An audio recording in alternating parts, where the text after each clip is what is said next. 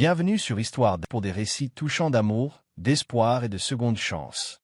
Si vous croyez au pouvoir de la gentillesse et à la magie des rencontres inattendues, assurez-vous de cliquer sur le bouton d'abonnement et de rejoindre notre famille grandissante.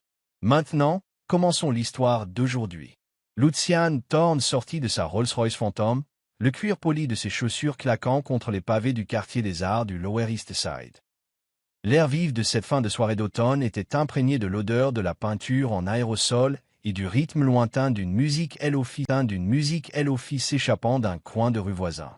Il ajusta le col de sa veste de costume sur mesure, ses yeux balayant la foule.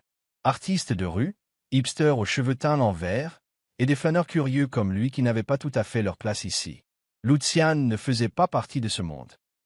Il était là en quête d'inspiration, ou plus précisément, pour s'assurer que son prochain complexe de luxe ne soit pas qualifié de « sans âme », comme ses derniers projets. Un graffiti mural sur un vieux mur de briques attira son attention. Les traits étaient sauvages et débridés, les couleurs explosant comme une émotion brute. Mais sous tout cela, il y avait quelque chose de poignant. Il pencha la tête, essayant de l'analyser. « Pas mal », murmura-t-il, sa voix basse et tranchante, de la même manière qu'il signait des contrats de plusieurs millions de dollars. « Pas mal », coupa une voix mordante derrière lui. « C'est le pire compliment que j'ai jamais entendu, monsieur Costard de luxe. » Lucian se retourna, un sourcil légèrement haussé. Devant lui se tenait une fille, ou plutôt une tempête sous forme humaine. Oren Callahan, bien qu'il ne connût pas encore son nom, se tenait là avec des cheveux bruns en désordre attachés en hauteur, un sweat à capuche oversize taché de peinture, et des bottes de combat éraflées. Une main tenait une bombe de peinture, l'autre reposait sur sa hanche, ses yeux brillants de défi.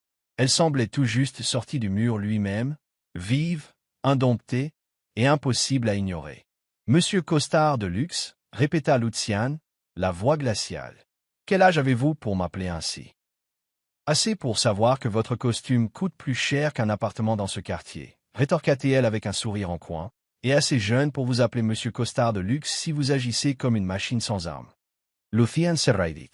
Personne ne lui parlait de la sorte. Il était Lucian Thorne, l'homme derrière les tours de verre qui grattaient le ciel, l'homme dont un claquement de doigts pouvait réduire au silence toute une salle de conseil. Mais cette fille, avec ses yeux bruns vifs et son demi-sourire, ne semblait pas se soucier le moins du monde de qui il était. « C'est vous qui avez peint ça ?» demanda-t-il, désignant le graffiti. « Absolument. Et si vous prévoyez de l'acheter pour l'accrocher dans un bureau tapac sans grave-l'œil, désolé, ce n'est pas à vendre. » Oren croisa les bras, le scrutant de la tête aux pieds. « Les gens comme vous ne comprendraient pas de toute façon. » Lucian laissa échapper un petit rire sec, un son inhabituel même pour lui. « Les gens comme moi? Vous ne savez rien de moi. »« Oh, laissez-moi deviner. » Oren se pencha en avant, son ton taquin. « Vous êtes du genre à penser que tout a un prix, n'est-ce pas? La terre, les maisons, l'art et même les gens. Vous débarquez ici, vous nous regardez comme des rats des rues, et vous pensez pouvoir acheter l'âme de cet endroit pour construire quelque chose de brillant et sans âme. » Lucian fronça les sourcils, non de colère, mais d'étonnement. Elle était d'une précision déconcertante. Il prévoyait, en effet, de transformer ce quartier en un complexe commercial. Hôtel 5 étoiles, pentouses et un centre commercial de luxe conçu pour l'élite. Mais l'entendre le dire à voix haute rendait soudain le projet creux. « Vous êtes plutôt perspicace, » dit-il, sa voix s'adoucissant légèrement. « Mais si vous détestez tant les gens comme moi, pourquoi êtes-vous encore là à me parler ?» Oren haussa les épaules, lançant sa bombe de peinture en l'air et la rattrapant avec aisance. « Parce que vous êtes devant ma peinture, et je n'aime pas qu'on la regarde comme si on s'apprêtait à l'expertiser. » Lucian la regarda vraiment, pas comme une partenaire d'affaires ou un investissement prometteur. Il y avait quelque chose de différent en elle. Pas la beauté polie à laquelle il était habitué lors des galas haut de gamme, mais une force vitale brute et ardente qui pouvait réduire en cendres tout ce qu'il connaissait. Et pour la première fois depuis des années, Lucian sentit quelque chose s'agiter en lui. La curiosité, une sensation qu'il pensait avoir depuis longtemps dépassée. « Comment vous appelez-vous » demanda-t-il, réalisant à peine qu'il l'avait dit à voix haute. Oren haussa un sourcil, manifestement surprise par la question. « Ren Callahan. Et vous, monsieur Costard de luxe ?» « Lucian Thorne, répondit-il, attendant la réaction habituelle. la surprise, la révérence, peut-être même la flatterie. Mais Oren se contenta de sourire en coin. On dirait le nom d'un méchant d'Hollywood, dit-elle en se détournant avec un signe de la main. Au revoir, Lucian Thorn. Ne ruinez pas mon quartier. Elle s'éloigna, laissant Lucian planté là, une main dans la poche, les yeux fixés sur sa silhouette qui s'éloignait. Il ne savait pas pourquoi, mais la façon dont elle l'avait traité de costume ambulant sans âme lui donnait envie de lui prouver le contraire. Au pire, lui donnait envie de la revoir. Alors qu'il remontait dans la voiture, la lumière des lampadaires projetait de longues ombres à travers la vitre, et Lucian murmura pour lui-même. « Oren Callahan, on se reverra. » Oren Callahan était assis sur une vieille caisse en bois dans la ruelle derrière le quartier des Arts, son pinceau se déplaçant rapidement sur la surface usée d'un skateboard. La peinture bleue et rouge éclaboussait sauvagement, comme si elle essayait d'évacuer sa rage. 3 jours s'étaient écoulés depuis sa rencontre avec l'homme au costume impeccable, Lucian Thorn, un nom qui semblait tout droit sorti d'un film de super-héros de série B. Elle ne pouvait se défaire du souvenir de ses yeux, froids mais mêlés de quelque chose d'autre, de la curiosité. « Ne ruinez pas mon quartier », avait-elle dit, et elle espérait sincèrement qu'il l'avait écoutée. Mais au fond d'elle, Oren savait que les gens comme lui ne s'en souciaient jamais vraiment. Le claquement sec de talons sur le pavé la tira de ses pensées. Une femme en tailleur gris, les cheveux tirés en un chignon serré, apparut à l'entrée de la ruelle, tenant un iPad comme un bouclier. « Mademoiselle Callahan ?» demanda la femme, son ton poli mais rigide. Oren haussa un sourcil et posa son pinceau. « C'est de la part de qui ? » « Je suis Élise, l'assistante de Monsieur Lucian Thorn. Il aimerait vous rencontrer. » Oren éclata de rire, le son résonnant dans la ruelle. « Monsieur Costard de luxe ? Oh, non merci. Je ne fais pas la belle pour les milliardaires qui s'ennuient. » Élise ne s'y a pas. « Monsieur Thorn a une offre d'emploi. Il veut vous engager comme agent de liaison communautaire pour son nouveau projet de développement. » Ven cessa de rire. Elle pencha la tête, ses yeux se plissant de méfiance. « Agent de liaison communautaire ?» Ça sonne comme une façon chic de dire qu'il me veut comme bouclier humain pendant qu'il éventre le quartier. Dites à votre patron que ça ne m'intéresse pas. Élise pinça les lèvres, manifestement peu habituée à essuyer un refus. Monsieur Thorn est sérieux. Il pense que votre perspective pourrait apporter de la valeur au projet. Vous seriez généreusement rémunéré. Oh, j'imagine, dit Oren en se levant et en essuyant la peinture sur son jean déchiré. Si généreusement que j'oublierais que vous prévoyez d'expulser des centaines de familles pauvres juste pour construire des pentouses pour l'élite, c'est ça? Élise ouvrit la bouche pour répondre, mais Oren s'était déjà détourné, attrapant son skateboard et s'éloignant. Dites-lui de trouver quelqu'un d'autre. Je ne suis qu'un rat des rues, pas la marionnette d'un homme riche. Lucian était assis dans son bureau au 72e étage de la tour Thorn, la lumière des baies vitrées projetant de longues lignes sur son visage. Devant lui se trouvait une maquette 3D du futur complexe. Des tours étincelantes, des piscines à débordement, et un centre d'art dont il espérait qu'il adoucirait les accusations de manque d'âme de son travail. Mais son esprit n'était pas sur la maquette. Il était dans cette ruelle avec la fille dont les cheveux emmêlés et les yeux brûlants menaçaient de mettre le feu à son monde entier. Elle a dit non, rapporta Élise, debout à son bureau.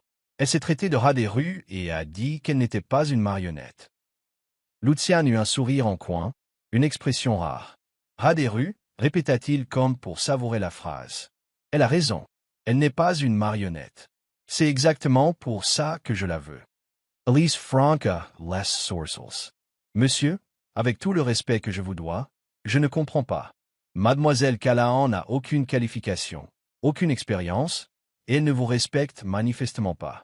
Pourquoi elle ? » Lucian se leva et se dirigea vers la fenêtre, contemplant la ville scintillante en contrebas. « Parce que c'est la seule personne qui a le cran de me traiter de machine sans âme en face. J'ai besoin de cette perspective, Élise. J'ai besoin de quelqu'un qui n'a pas peur de dire la vérité, même quand ça fait mal. » Élise soupira, clairement peu convaincue mais trop professionnelle pour argumenter. « Que souhaitez-vous que je fasse maintenant ? Trouvez-la, amenez-la ici, et cette fois, dites-lui que le projet ne détruira pas son quartier, du moins pas entièrement. Je veux qu'elle croie qu'elle peut faire la différence. » Oren ne s'attendait pas à revoir Élise, surtout pas au centre communautaire délabré du coin où elle aidait un groupe d'enfants à peindre un graffiti mural. Mais quand Élise apparut, cette fois tenant une enveloppe au lieu d'un iPad, Oren sut que les choses étaient devenues sérieuses. « Thor m'a demandé de vous donner ceci, » dit Élise en lui tendant l'enveloppe. Oren l'ouvrit, parcourant la lettre dactylographiée sur le papier à en-tête de Thorn Enterprises. Le message était bref. Lucian lui offrait un poste de représentant de la classe ouvrière pour aider à garantir que son projet n'effacerait pas l'histoire et l'âme du quartier. Elle aurait le pouvoir de donner son avis sur la conception, de proposer des espaces communautaires et même de superviser le processus de relogement des familles. Le salaire? Un chiffre si élevé que Oren faillit laisser tomber la lettre. « C'est quoi ce bordel ?» marmonna Oren. « Ce type est faux. » Élise esquissa un faible sourire. « Monsieur Thorn n'est pas faux. Il est curieux à votre sujet et il croit que vous pouvez aider. » Oren fourra la lettre dans sa poche, la méfiance brûlant dans ses yeux. Elle ne faisait pas confiance à Lucian Thorn. Les gens comme lui avaient toujours des intentions cachées. Mais ensuite, elle regarda les enfants qui riaient près de la fresque, pensa aux familles de ce quartier. Celle qui lui avait donné un foyer quand elle n'avait rien après la mort de sa mère. Si elle disait non, qui se battrait pour eux? Qui s'assurerait qu'ils ne soient pas expulsés? D'accord. Dites fermement, Oren. Je le ferai. Mais pas pour l'argent, et certainement pas pour votre patron. Je le fais pour ce quartier, et s'il pense qu'il peut m'acheter, il va le regretter. Élise hocha la tête, visiblement soulagée. Je fixerai la réunion à son bureau pour lundi. Oren eut un sourire en coin, ramassant son skateboard. Bien, mais dites-lui que je viendrai comme je suis. Pas de costume, pas de langue de bois.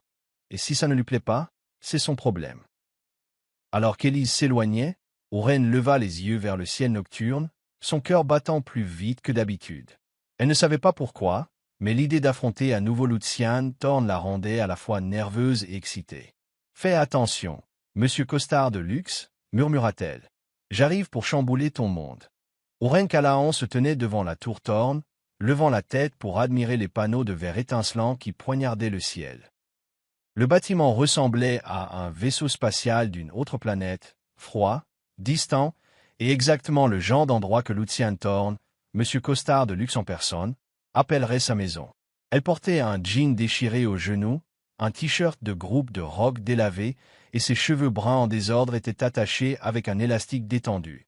Sous son bras était niché son skateboard éraflé. « Qu'est-ce que je fous ici ?» marmonna-t-elle, puis elle prit une profonde inspiration et entra. Le hall de Thorn Enterprises était une symphonie de luxe, sol en marbre, lustre en cristal, et des employés qui glissaient en costume sur mesure comme des robots programmés. Oren se sentait comme un poisson jeté au milieu d'un désert.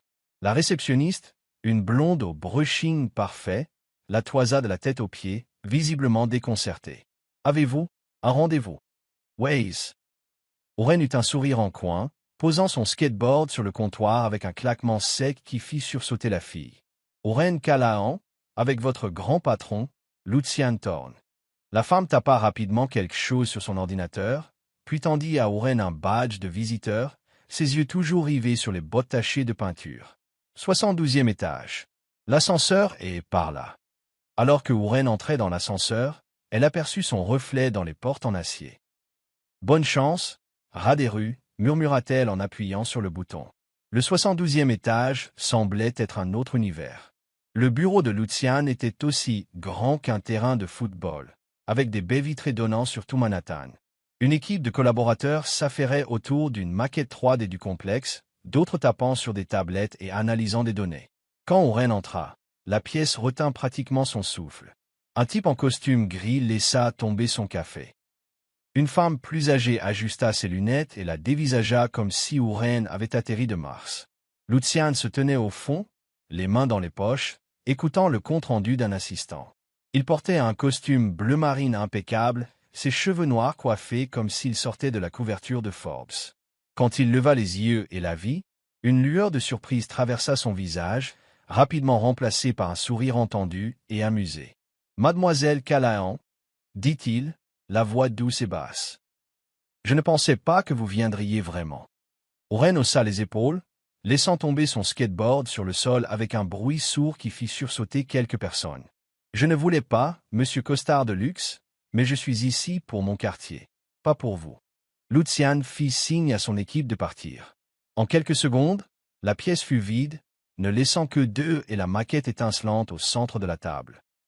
Il s'approcha, ses yeux la balayant, les cheveux en désordre, les bottes usées. « Vous savez, c'est la première fois que quelqu'un apporte un skateboard dans mon bureau. Et probablement la dernière si vous prévoyez de transformer mon quartier en un Disneyland pour riches, » répondit Oren, les bras croisés. « Allons droit au but. Qu'attendez-vous de moi? Une mascotte pour rendre votre projet moins diabolique? » Lucian haussa un sourcil, manifestement peu habitué à être défié sur son propre terrain. Il désigna la maquette. « Voici le complexe. Hôtel 5 étoiles, condo de luxe, un centre d'art.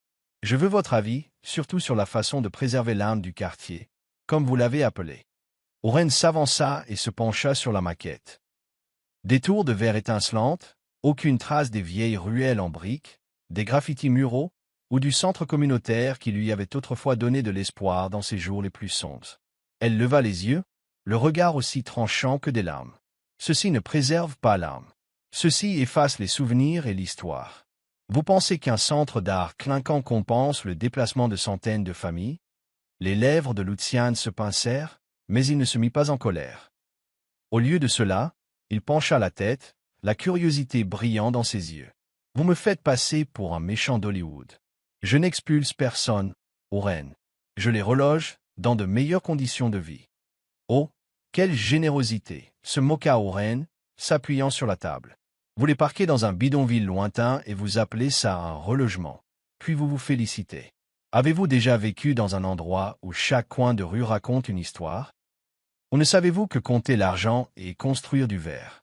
Lucian se mit à rire, un son profond et chaleureux qui le surprit même lui. Vous êtes vraiment une tempête, Oren Callahan. Je commence à comprendre pourquoi je vous ai engagé. Oren fronça les sourcils, ne sachant s'il se moquait d'elle ou lui faisait un compliment. N'essayez pas de me charmer, monsieur costard de luxe. Je suis ici pour m'assurer que vous ne détruisez pas tout ce qui m'est cher. Et je suis ici pour vous prouver que vous avez tort, répondit Lucian en se rapprochant. La distance entre eux diminua, et Oren sentit soudain l'odeur de son eau de Cologne. Bois de santal avec une pointe de bergamote. Raffiné, mais pas envahissant.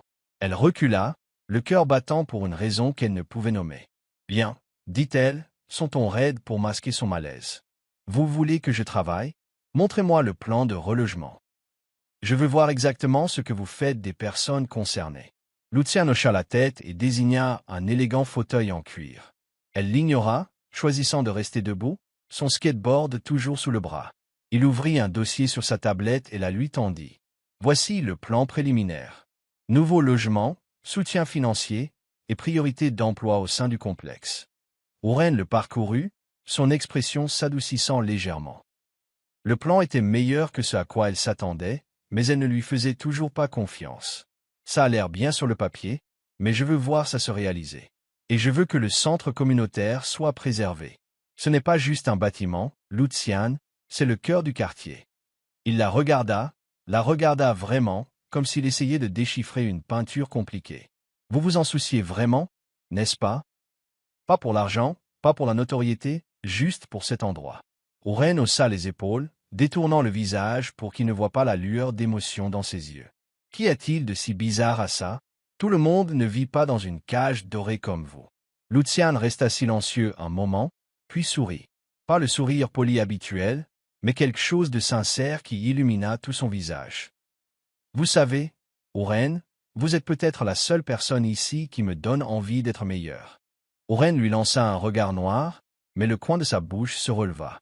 Ne te fais pas d'illusions, monsieur costard de luxe. Je ne t'aime toujours pas. Pas encore, dit Lucian, sa voix baissant, ses yeux fixés sur les siens. Mais je te ferai changer d'avis. Elle secoua la tête, marmonnant quelque chose sur les milliardaires égocentriques. Mais en sortant du bureau, Oren ne pouvait le nier. Lucian Thorne, malgré toute son arrogat. NCE, commence dangereusement. Lucian Thorne était assis dans son bureau, la teinte dorée du coucher de soleil se déversant à travers les immenses baies vitrées. Il avait envoyé à Oren une invitation à dîner au ciel, le restaurant français le plus luxueux de Manhattan, sous prétexte d'une discussion de travail. Mais s'il était honnête, il n'était pas tout à fait sûr de la raison. Peut-être était-ce la façon dont elle le foudroyait du regard lors de leur dernière réunion, l'appelant « Monsieur Costard de luxe », avec ce demi-sourire exaspérant. Peut-être était-ce parce qu'elle était la seule personne qui osait le défier sans la moindre crainte. Quelle que soit la raison, Luciane savait que ce soir serait tout sauf ennuyeux. Oren, comme prévu, arriva au ciel tel un tourbillon. Elle entra vêtue d'une veste en cuir, d'un jean déchiré et de bottes de combat éclaboussées de peinture rouge et jaune. Un bonnet gris était posé sur sa tête, et quand elle le retira, ses cheveux bruns en désordre se répandirent. Tout le restaurant, rempli de convives en robes de soirée et costumes sur mesure, se tourna pour la regarder. Le maître d'hôtel, un homme frêle en smoking, faillit laisser tomber son menu. « Avez-vous une réservation » demanda-t-il, la voix tremblante. Oren eut un sourire en coin. « Ouais, avec Luciane Thorne. Je parie qu'il attend de pouvoir exhiber son ego de la taille de son gratte-ciel. » Luciane, assis à une table d'angle avec vue sur l'Hudson, gloussa en l'entendant.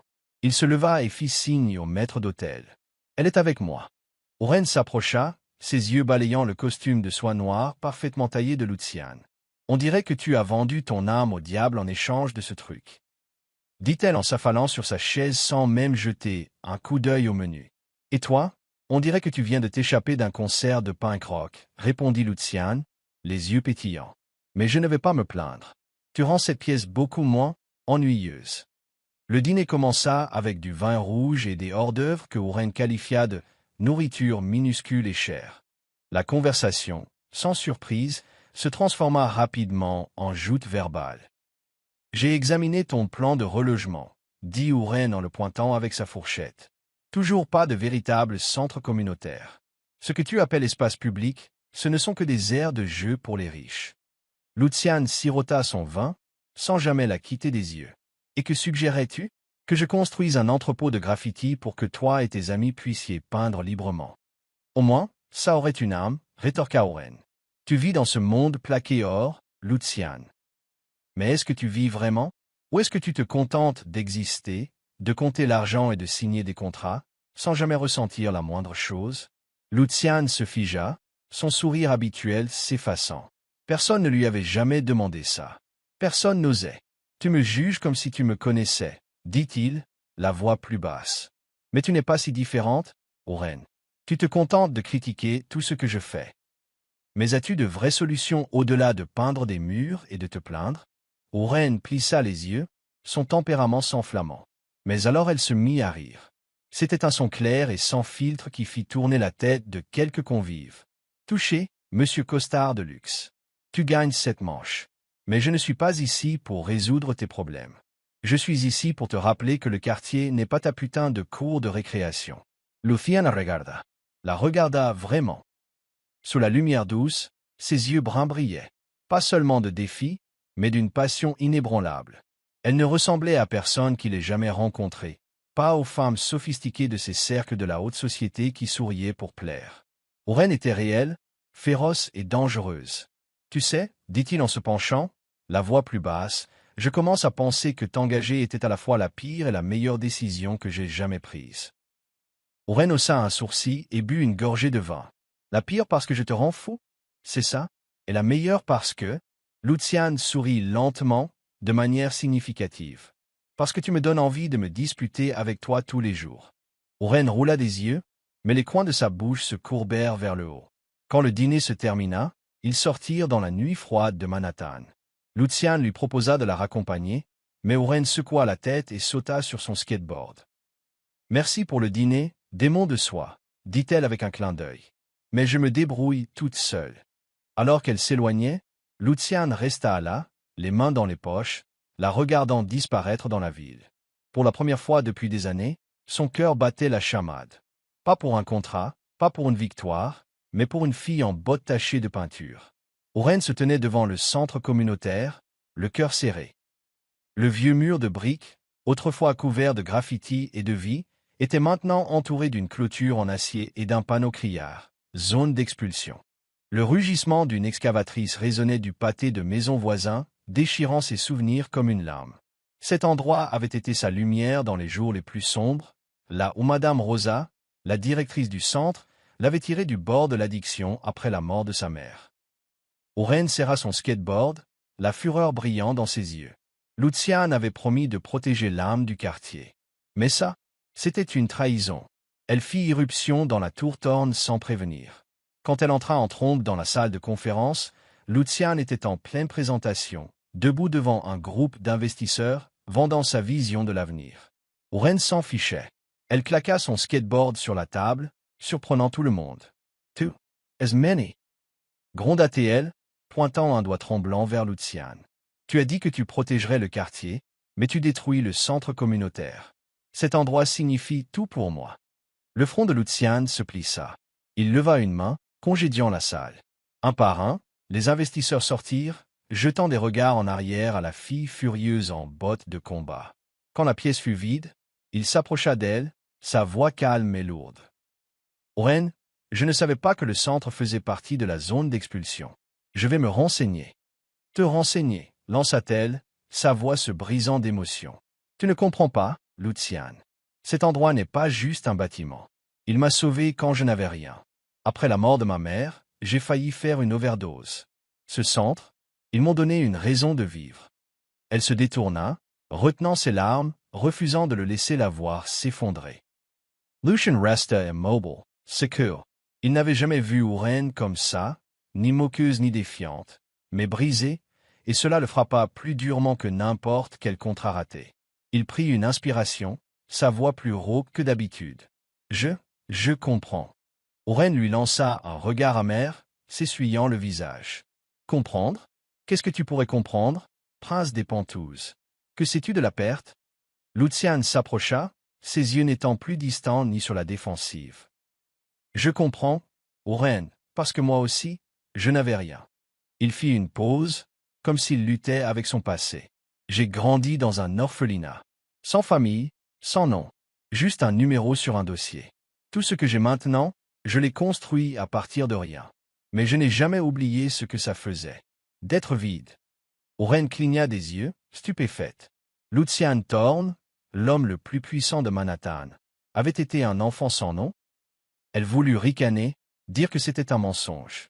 Mais ses yeux, sombres et bruts, la réduisirent au silence. « Je ne te dis pas ça par pitié, » continua Luciane, la voix plus douce maintenant. « Je te le dis parce que je n'ai jamais eu l'intention de détruire quelque chose d'important pour toi. J'arrêterai la démolition. Je te le promets. » Ren le fixa, le Kurban. Pour la première fois, elle ne voyait pas M. Costard de luxe ou le démon de soie, mais un homme avec ses propres cicatrices. Elle hocha lentement la tête, sa voix basse. « Merci.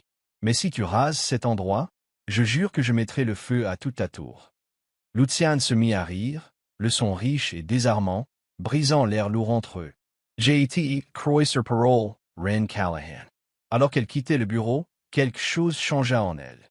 Une étrange connexion avec Luciane qui allait au-delà de la tension ou des pics habituels. C'était quelque chose d'invisible, cousu de blessures partagées et de batailles que ni l'un ni l'autre n'avaient jamais exprimées à voix haute. Elle ne savait pas où cela mènerait, mais pour la première fois, elle n'avait pas peur de le découvrir. Oren Callahan n'aurait jamais imaginé se retrouver dans une salle de conseil de luxe, à se disputer avec un milliardaire pour sauver un coin de la ville couvert de graffitis. Mais la voilà, à la 3e semaine de travail avec Luciane Thorne, et chaque jour, elle avait l'impression que son monde perdait son axe. Luciane, avec ses costumes sur mesure et ses yeux glaciaux, lui donnait envie de crier, et lui donnait envie de le regarder juste un peu plus longtemps. C'était exaspérant. Ce soir, ils travaillaient tard, juste deux et une pile de plans de relogement étalés sur la table.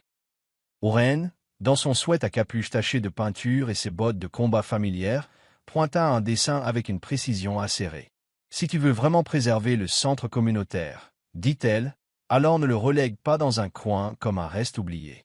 Il a besoin d'espace, Luciane.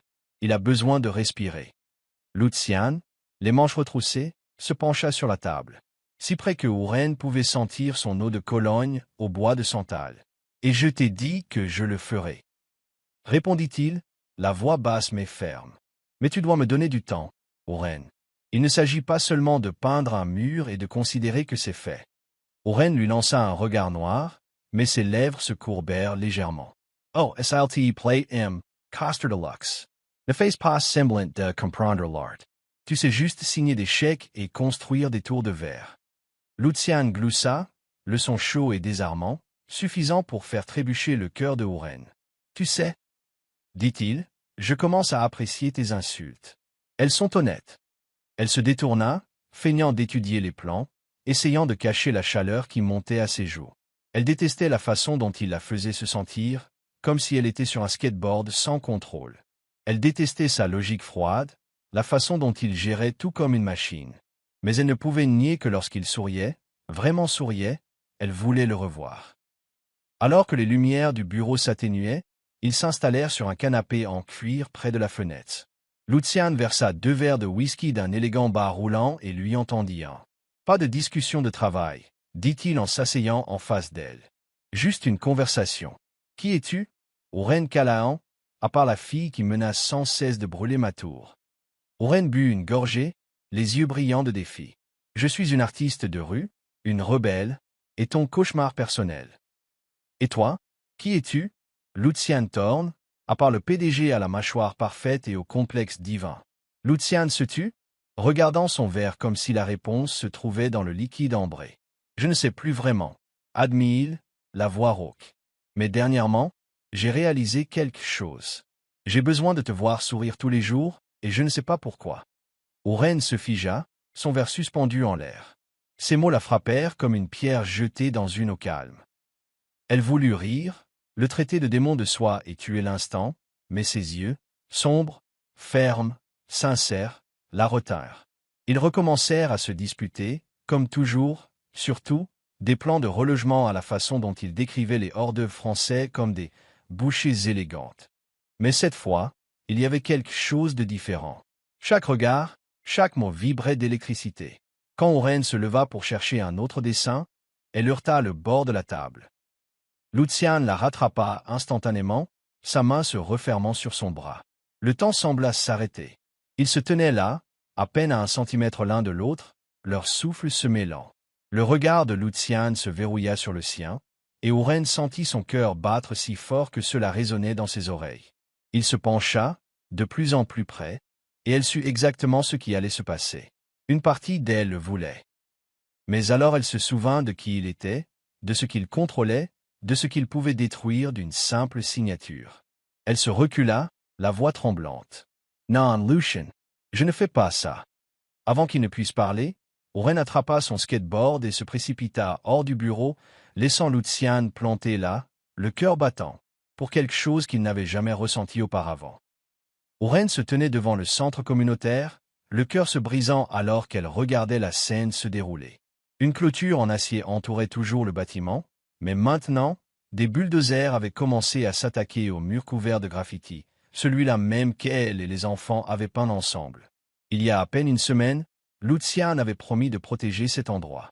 Il y a à peine une semaine, elle l'avait cru. Pas le PDG, mais l'homme nommé Lucian, celui qui s'était ouvert sur son enfant solitaire.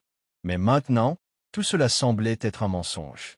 Elle avait appris la vérité par un titre de journal ce matin-là. Thorne Enterprises approuve le réaménagement complet du Lower East Side. Malgré les promesses de Lucian, il avait signé le projet. L'article citait la pression des actionnaires. C'était comme un coup de couteau dans le ventre. Elle lui avait fait confiance, l'avait fait entrer dans son monde, et il l'avait trahi. Elle fit irruption dans son bureau sans frapper. Lucian était assis derrière sa table, les yeux lourds de fatigue, une pile de documents devant lui. Il se leva en la voyant, mais Oren leva une main pour l'arrêter. « Ne dis rien, » dit-elle, sa voix plus froide que l'acier. « Tu as promis, Lucian. Tu as dit que tu protégerais le centre communautaire. Mais tu as choisi l'argent, comme tous les autres riches. » Lucian inspira et s'approcha. « Oren, ce n'est pas ce que tu penses. Je n'avais pas le choix. Les actionnaires. Les actionnaires? Le coupe ATL, les yeux humides de fureur. Ne les blâme pas. Tu es Lucian Thorne. Tu diriges tout.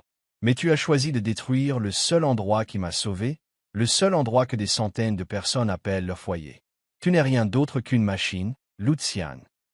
J'ai eu tort de penser que tu avais un cœur. » Ces mots le frappèrent comme un coup. Il voulait s'expliquer, lui dire qu'il s'était battu contre le conseil d'administration, qu'il essayait de sauver le centre par des moyens détournés. Mais en regardant dans ses yeux, brillants de trahison, il sut qu'aucune excuse ne pourrait arranger ça. « Renji, je démissionne, » dit-elle en jetant son badge de sécurité sur son bureau. J'en ai fini avec toi. Fini avec ce projet. Au revoir, Lucien. Elle se tourna et sortit, laissant Lucian planté là, ressentant, pour la première fois de sa vie, qu'il avait perdu quelque chose qui comptait vraiment. Le lendemain, la pluie s'abattait sur Manhattan en averses incessantes. Lucian se tenait devant le centre communautaire, son manteau trempé, son costume abandonné. Il avait annulé sa réunion du conseil d'administration pour être ici, pour la trouver. Oren était assise dans une ruelle voisine, penchée sur son skateboard, peignant sous la tempête. Ses yeux étaient vides. Quand elle le vit, elle se leva, serrant la planche comme un bouclier. « Qu'est-ce que tu fais ici ?» demanda-t-elle d'une voix plate. « Ranjay, la voix de Lucien S. Brisa. » Ses cheveux étaient plaqués sur son front, la pluie dégoulinant de sa mâchoire. Pour la première fois, il n'était pas un PDG. Il n'était pas en contrôle. Il était juste Lucian, quelqu'un qui avait laissé la personne la plus importante s'en aller. « Ne veux pas me perdre. » Oren se mit à rire amèrement, sans humour. « Me perdre? Tu ne me possèdes pas, Lucian. Tu ne peux pas tout acheter. Ni ce quartier, et certainement pas moi. » Elle s'avança, ses yeux comme des couteaux. « Tu as fait ton choix, et ce n'était pas moi. » Lucian tendit la main, mais elle se retira. « J'ai eu tort, dit-il, la voix rauque. Je vais arranger ça. J'arrêterai le projet, Oren. Juste, reste. » Mais Oren secoua la tête, les larmes se mêlant à la pluie. « C'est trop tard, Lucian. Je ne peux plus te faire confiance. » Elle sauta sur sa planche et fila sous l'averse, le laissant là, trempé et seul, pour la première fois de sa vie, totalement impuissant. Suivez-vous toujours l'histoire? Veuillez laisser vos réflexions sur l'histoire dans les commentaires ci-dessous. Tous vos commentaires sont une motivation pour nous de créer de meilleures histoires. N'oubliez pas de vous abonner à notre chaîne. Merci beaucoup.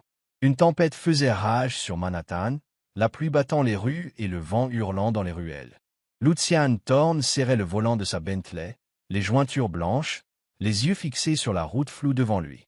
Il n'avait pas dormi depuis le départ de Oren. Ces mots, « Tu ne peux pas tout acheter, Lucian » résonnaient en boucle dans sa tête comme une mélodie envoûtante.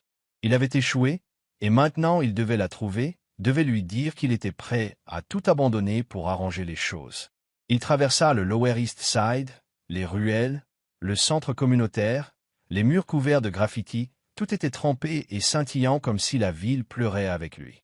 Il s'arrêta devant le centre, sortit sous la tempête et cria dans le vent. « Oren !» Pas de réponse, juste le rugissement de la tempête.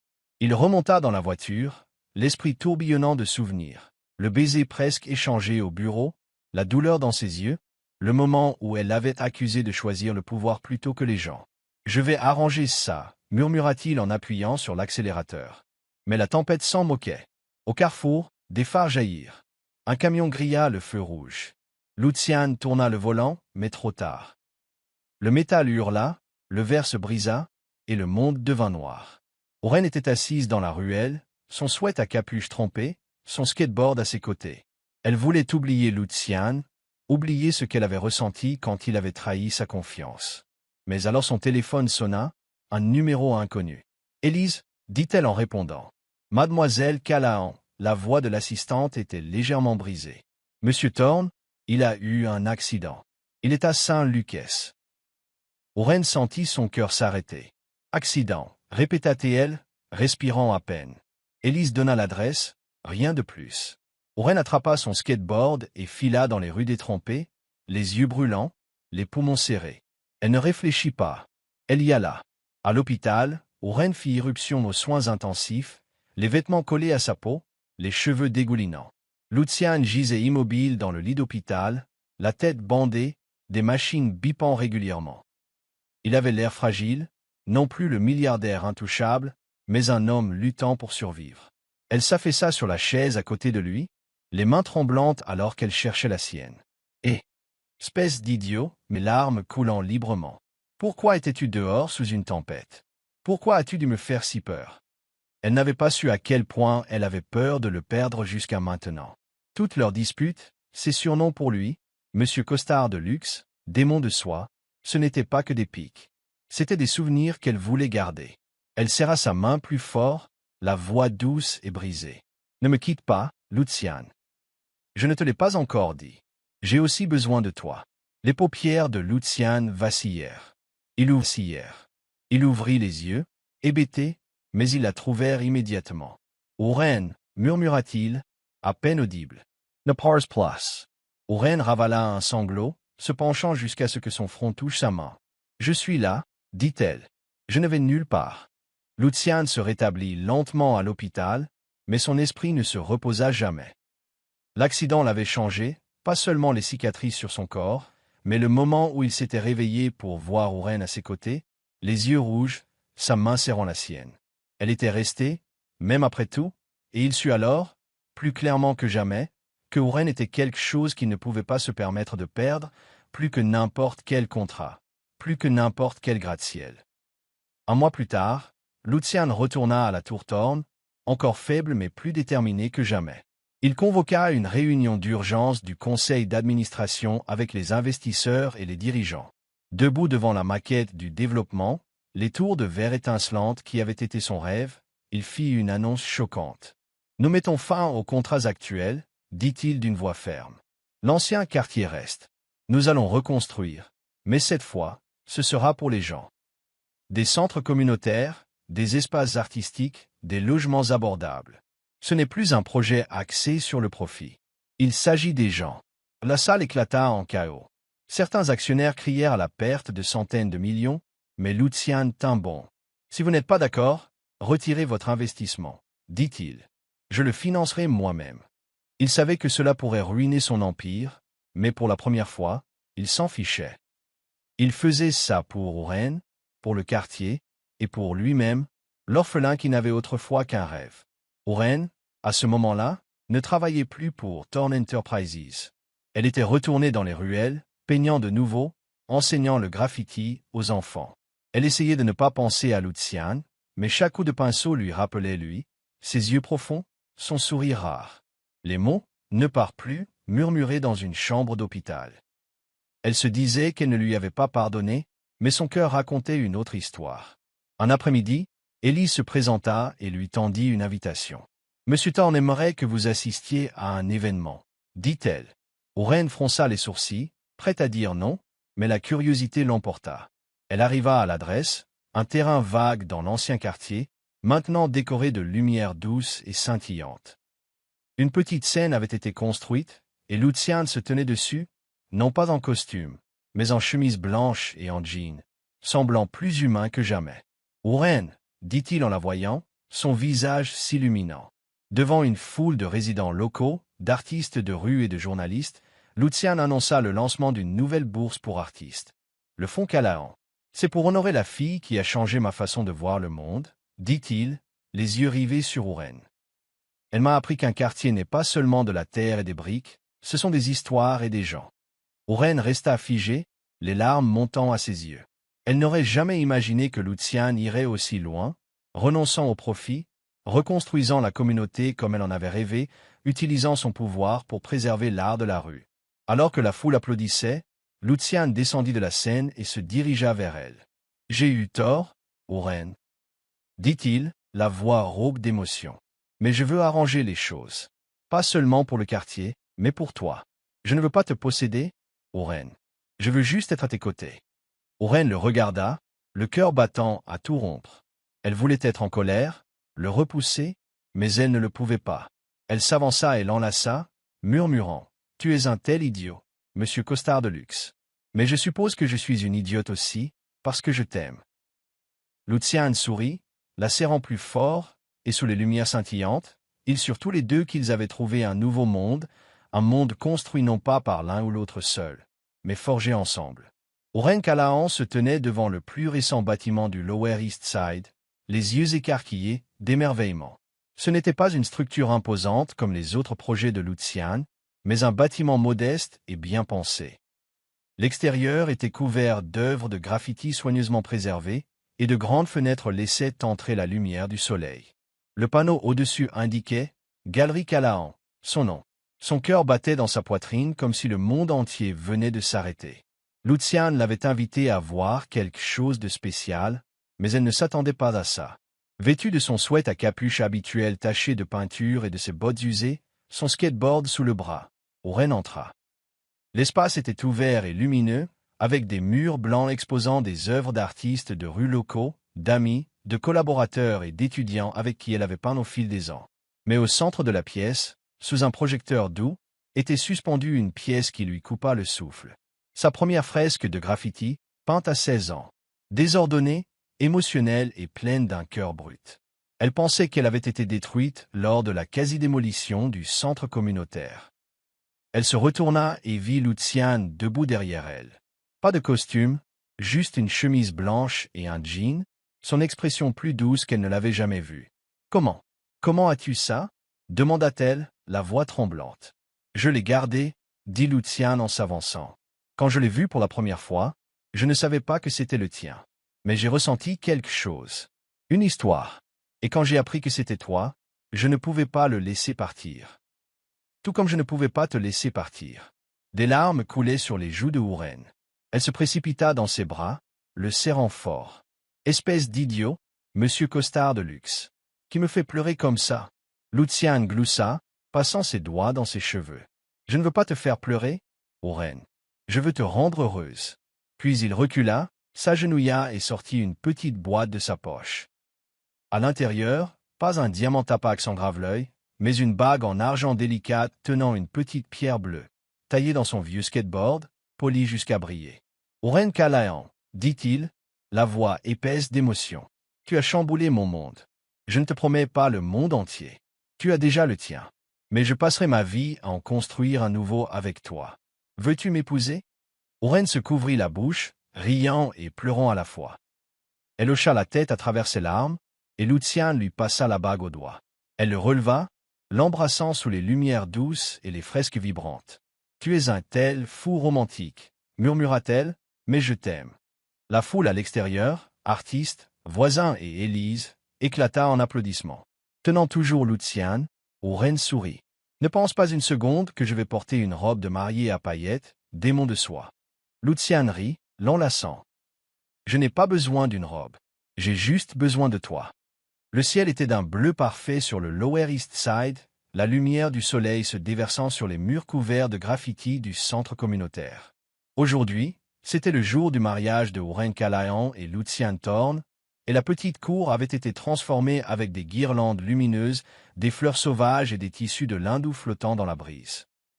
Il n'y avait pas de grande salle de bal ni d'orchestre symphonique, mais le centre communautaire, l'endroit qu'ils avaient reconstruit ensemble, était rempli de rire, de musique et de l'amour des résidents du quartier. Luciane se tenait au bout de l'allée en chemise de lin blanc et en jean, détendu mais toujours indéniablement saisissant. Il était nerveux, les yeux brillants alors qu'il regardait vers l'entrée où Oren apparaîtrait. Il s'était préparé à la Oren de tous les jours, sweat à capuche, jean déchiré et bottes tachées de peinture, et cela ne le dérangeait pas. Pour lui, elle était toujours la plus belle des tempêtes. Mais quand Oren sortit, la foule se tut avant d'éclater en halètements de surprise. Elle portait une robe de mariée traditionnelle, d'un blanc pur, avec un voile transparent qui traçait légèrement sa silhouette. La robe n'était pas extravagante, mais sa coupe élégante soulignait sa beauté naturelle, comme une œuvre d'art encadrée par les rues de la ville. Ses cheveux habituellement en désordre étaient doucement ondulés et couronnés d'une couronne de fleurs sauvages. Ses yeux bruns pétillaient, et son doux sourire rendait impossible de détourner le regard. Sur sa main, la bague en pierre bleue fabriquée à partir d'un vieux skateboard scintillait au soleil, une signature rebelle sur son allure gracieuse. Luciane resta figé, le cœur battant. « Oren, » murmura-t-il, la voix brisée, « es-tu un ange ?» Oren s'approcha, les joues légèrement roses, mais ses yeux pétillaient de malice. « Ne rêve pas trop, monsieur Pantalon Chic, » dit-elle avec un clin d'œil. « Je voulais juste te montrer une autre version de Oren. Mais à l'intérieur, je suis toujours la fille qui mettrait le feu à ton immeuble si je le devais. » La foule, voisins, artistes de rue, et même Élise essuyant une larme, éclata de rire. La cérémonie fut simple mais sincère. Un ami musicien de rue de Oren gratta une douce ballade sur sa guitare.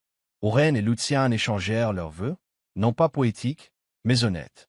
« Je pensais que j'avais tout, » dit Luciane en lui tenant la main, les yeux rivés sur son doux visage. « Mais tu m'as montré ce que signifie vraiment vivre. Je promets de rester à tes côtés, que tu sois en robe de mariée ou en sweat à capuche, même si tu continues à m'appeler un démon de soie. Oren sourit, des larmes scintillant dans ses yeux. Tu as bouleversé mon monde, Luciane Thorne, dit-elle doucement. Mais je promets de t'aimer, que tu essaies ou non de m'attirer dans des restaurants chics. Et merci de m'avoir donné envie de porter une robe aujourd'hui. Ils échangèrent les alliances et s'embrassèrent sous les acclamations et les applaudissements. Leur baiser était tendre et pourtant féroce, comme s'il scellait un avenir qui leur appartenait à tous les deux. Oren, dans sa robe blanche, ressemblait à une mariée de conte de fées. Mais quand elle fit un clin d'œil à Luciane, il sut qu'elle était toujours la même fille de la rue audacieuse qui avait fait basculer son monde. La réception de mariage était un festin en plein air, food truck, tacos, bière artisanale et un mur de graffiti où les enfants du centre communautaire pouvaient peindre librement. Oren et Luciane dansèrent, non pas une valse, mais une danse désordonnée et spontanée, pleine de rire alors qu'elle le faisait trébucher de manière ludique. Sa robe blanche flottait dans le vent, et Luciane ne pouvait la quitter des yeux. « Tu es sublime, murmura-t-il en la serrant contre lui. « Ne t'y habitue pas, répondit Oren en se blottissant contre sa poitrine avec un sourire. Je porterai peut-être un sweat à capuche pour notre anniversaire l'année prochaine. Alors que la nuit tombait, ils s'assirent sur un banc en bois sous un ciel rempli d'étoiles.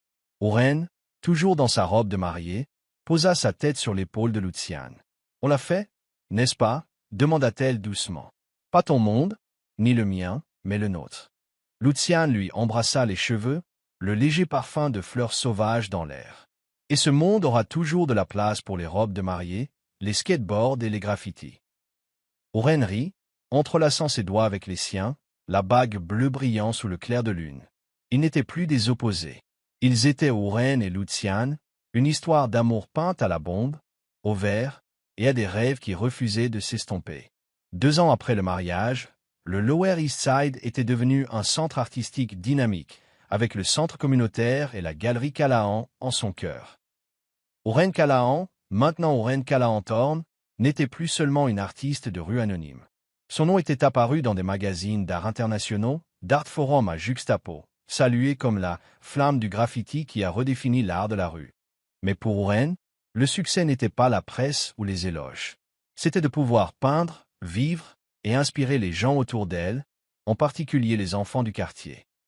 Aujourd'hui marquait l'ouverture de la plus grande exposition de sa carrière, Histoire de rue, accueillie à la Galerie Callahan. Elle ne présentait pas seulement son travail, mais aussi celui de jeunes artistes de rue qu'elle avait encadrés grâce au Fonds Callahan, fondé par Luciane. Oren se tenait devant le bâtiment dans son look signature, une chemise blanche oversize, un jean déchiré et des bottes tachées de peinture toujours fidèle à elle-même, même si elle avait appris à aimer la robe de ce jour spécial. La bague en pierre bleue scintillait à sa main, un rappel de Luciane et du chemin qu'ils avaient parcouru. À l'intérieur de la galerie, les murs éclataient de couleurs, des œuvres de graffiti racontant les histoires du quartier, de la perte, de l'espoir et de l'amour.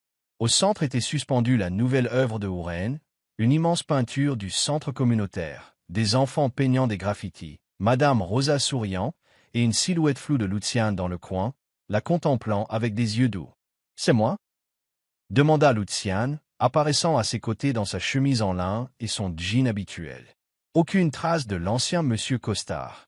Oren fit un clin d'œil. « Ouais, mais je t'ai rendu flou, pour que personne ne pense que tu es le personnage principal. C'est l'histoire du quartier, pas celle des millionnaires. » Luciane rit, la prenant dans ses bras. « Ça me va d'être ton arrière-plan, ma tempête. » Il lui embrassa le front, et Oren se blottit contre lui, s'imprégnant de la chaleur. L'exposition dépassa toutes les attentes. Critiques d'art, collectionneurs, habitants du quartier et artistes de rue du monde entier se sont rassemblés. Oren monta sur la petite scène, pas du tout nerveuse, même si elle pensait autrefois qu'elle se figerait devant une foule. « Merci à tous d'être venus, » dit-elle d'une voix claire. « Cette exposition ne parle pas de moi. Elle parle du quartier qui m'a sauvé, des gens qui m'ont donné une famille quand je n'avais rien, et de l'homme qui a cru qu'un rat des rues comme moi pouvait changer le monde. » Elle regarda Luciane, les yeux pétillants, et il sourit, le cœur battant, comme la première fois qu'il l'avait vue. Alors qu'elle partageait son parcours, de l'addiction et la perte de sa mère à la recherche de la lumière à travers l'art, la salle se tut, puis éclata en applaudissements. Un critique du New York Times écrivit plus tard, « Oren Callahan ne se contente pas de peindre, elle peint l'âme des rues, et c'est pourquoi elle est une légende. » Après l'événement, Oren et Luciane se promenèrent main dans la main dans le quartier. Ils s'arrêtèrent au centre communautaire, où des enfants peignaient un nouveau mur sous la direction d'un jeune artiste que Oren avait formé. « Je l'ai fait, n'est-ce pas ?» demanda doucement Oren, regardant les traits vibrants sur le mur. Luciane se tourna vers elle, la fierté dans les yeux. « Tu ne l'as pas seulement fait, Oren. Tu as tout changé. Ce quartier, l'art de la rue, moi. Je pensais que je construisais des mondes, mais c'est toi qui as créé celui-ci. » Oren haussa les épaules, son sourire radieux. « Ne deviens pas trop poétique, démon de soi. Mais merci d'avoir gardé ma première peinture, d'avoir cru en moi, et d'aimer même mes parties les plus désordonnées. » Ils s'assirent sur un banc en bois, écoutant les rires résonner autour d'eux.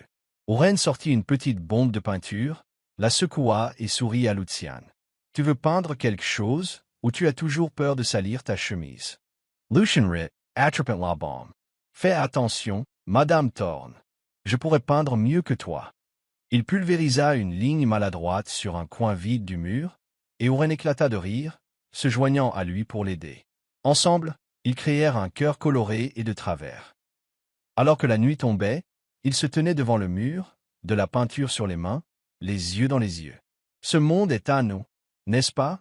demanda Oren, posant sa tête sur son épaule. « Toujours, » répondit Luciane en lui embrassant les cheveux, « et tu en es la plus grande artiste. » Oren sourit, tenant sa main, la bague bleue brillant sous le lampadaire. Elle avait réussi, non pas grâce aux gros titres ou aux galeries, mais parce qu'elle avait transformé les rues en fresques d'espoir et fait du cœur de Luciane sa maison.